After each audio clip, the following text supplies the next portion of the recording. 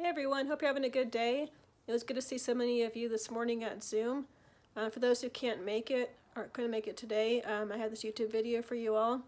I'm learning a lot of things about how to edit videos, how to use Zoom, and I realized today that I have to show what screen I want to record because the recording didn't show the notepad that I was using. So I have to make a new video for you all. For those who didn't see the Zoom meeting this morning, I'm going to go ahead and go over the lesson again right now with you all on my notepad, and hopefully soon I'll get something more high-tech, but for now this is all I have. It's a pretty short lesson and it's just one new concept. So let me go ahead and turn my camera around. So we left off on section 10.1, so we're going to finish up 10.1, and after that we're going to skip 10.2 and go on to chapter 11. And we're going to have a test over 10.1 in chapter 11, probably sometime next week, near the end of next week. I'll let you know when I have that more set in stone. But for now, that's the plan, to just have 10.1 and then chapter 11 on the test. So we're going to finish up chapter 10.1 today. The concept that we need to cover is power. Power is how quickly you do work. More formally, it's defined as the rate at which external force changes the energy of a system. The rate at which an external force, sorry, I got out of frame there. Hopefully you can read this. So we have power, the rate at which an external force changes the energy of a system.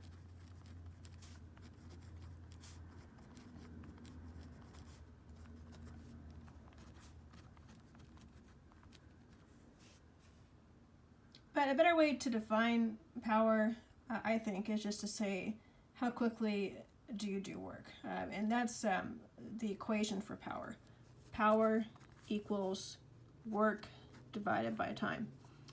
So the more quickly you do something, the less time there is right here, the larger power will be.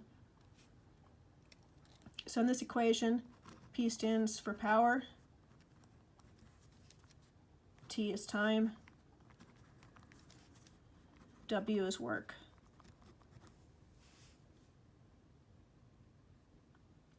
Now, remember that the equation for work is equal to force times distance. Sorry, I cannot write today at all. I mean, I usually can't write, but today it's even worse for some reason. But hopefully you can make sense of that. So that's W, or work, equals force times displacement. So knowing that, we could substitute this into here. This way I give a trying to look through my camera instead of looking in the paper. Okay, so we can rewrite this equation this way,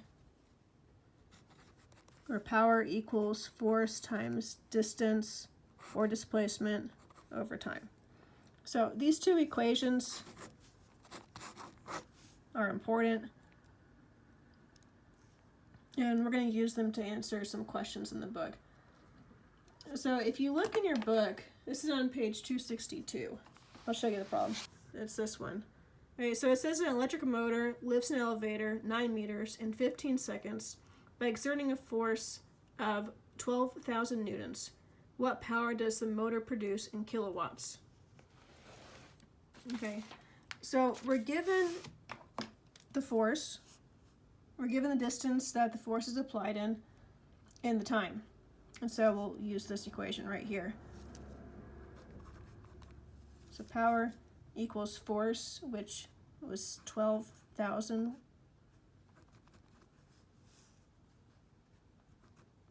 newtons. Actually, that should be 1.20 times 10 to the 4th newtons. And displacement is 9 meters. Time is 15 seconds.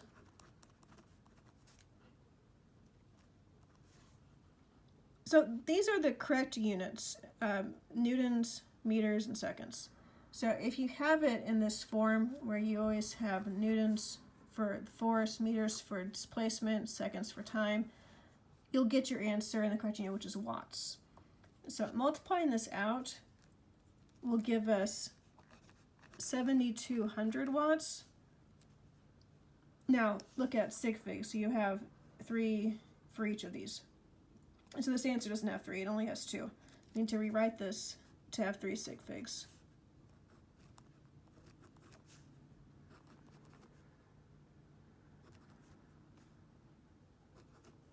Okay, so that was our answer, and that's watts right there.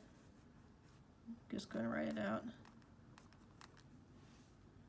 So that's 7,200 watts, but they're asking for the answer in kilowatts. Okay, so now normally if our units are newtons, meters, and seconds, we're going to get watts for our answer. But if we need kilowatts, well, okay, so 1 kilowatt, which is what this is right here, kilowatts, equals 1,000 watts. So if we need to convert watts into kilowatts, we would take that, so 7,200 watts, the unit multiplier, 1,000 watts, and 1 kilowatt. So we cancel out watts. So what we do is we take 7,200 divided by 1,000, and that would give us 7.2 kilowatts. Now be careful with this. This again has 3 sig figs. We need 3 in our answer. Remember that this is an exact conversion. There are exactly 1,000 watts and 1 kilowatt.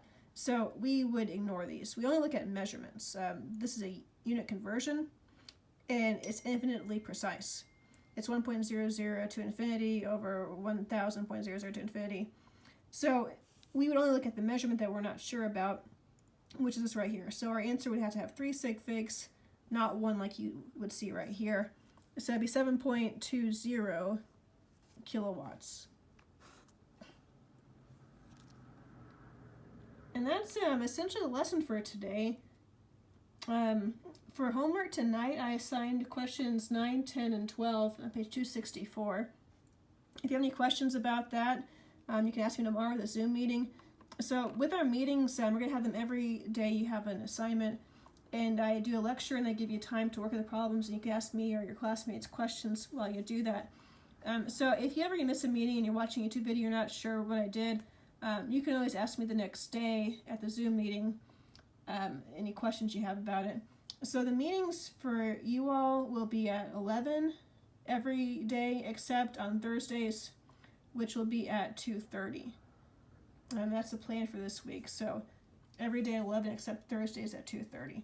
I'll see y'all tomorrow.